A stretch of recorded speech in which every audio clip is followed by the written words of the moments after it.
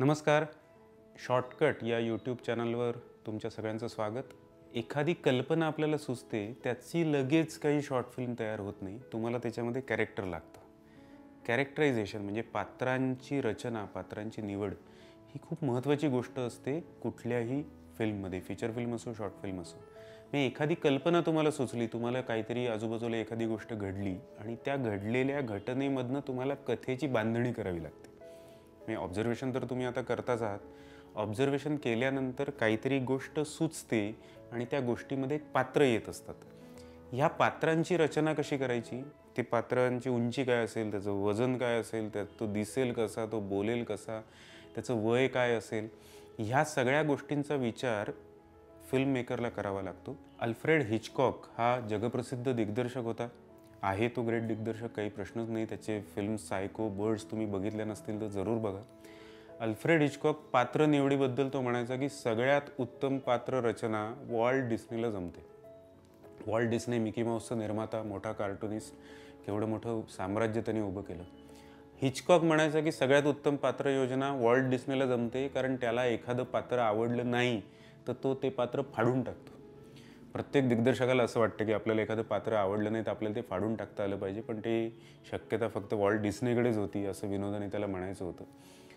आता ही पात्राची निवड, पात्राची रचना ही गोष्ट फार महत्त्वाची असते. जेव्हा एखादं पात्र तुम्ही निर्माण करता आणि ते पात्र एखाद्या सिच्युएशनमध्ये ठेवता, तेव्हा ते पात्र कसं वागेल ही फार महत्त्वाची गोष्ट असते.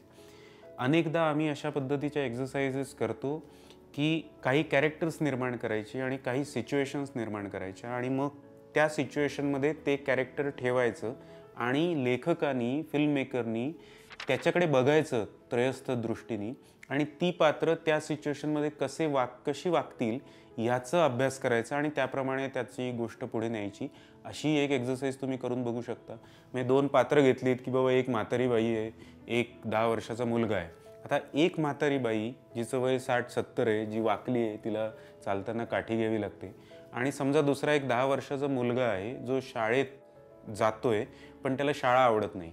आता शाळा न आवडणारा पण शाळेत जाणारा 10 वर्षाचा मुलगा आणि एक म्हातारी बाई जिला चालता येत नाही, ती कमरेत वाकली, ची काठी घेते, ही दोन पात्र मी निर्माण केली.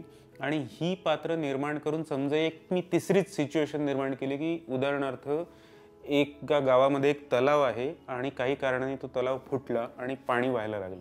आता त्या पाणी व्हायला लागलेल्या तलावामध्ये समजा हा शाळेत जाणारा पण शाळा न आवडणारा मुलगा आणि ती म्हातारी बाई जिला चालता येत नाही, जी वाकलेली आहे कमरेत, हे एकत्र आले तर काय होईल, हा माझा शॉर्ट फिल्मचा विषय असू शकतो. मग या सिच्युएशनमध्ये मी हे दोन पात्र ठेवली.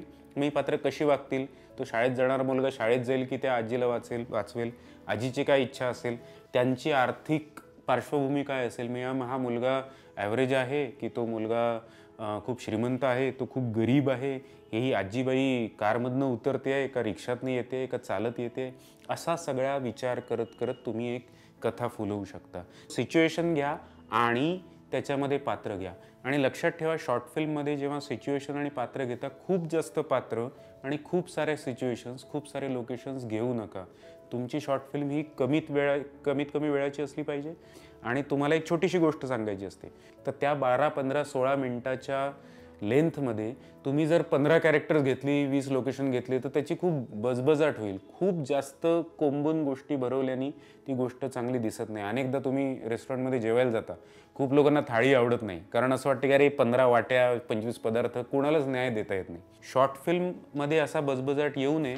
नेमकी कॅरेक्टर शॉर्ट फिल्ममध्ये असावी, नेमकी सिच्युएशन असावी. तुम्ही याच्या मागे लागा की आपलं कॅरेक्टर काय असेल, त्याची आर्थिक परिस्थिती कशी असेल, त्याची उंची कशी असेल, तो कसा वागेल, कसा बोलेल, कसा जाईल. त्याची सायकोलॉजी पण महत्त्वाची आहे की एखादं कॅरेक्टर कसं रिॲक्ट होईल.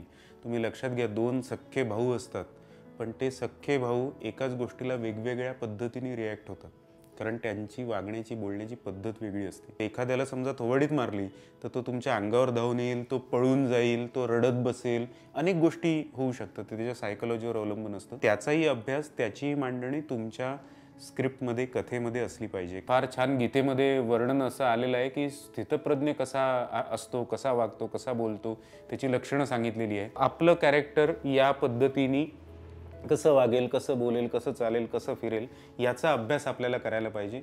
आणि हा अभ्यास येतो कुठून? तर हा अभ्यास समाजातून येतो, आजूबाजूच्या लोकांकडनं येतो.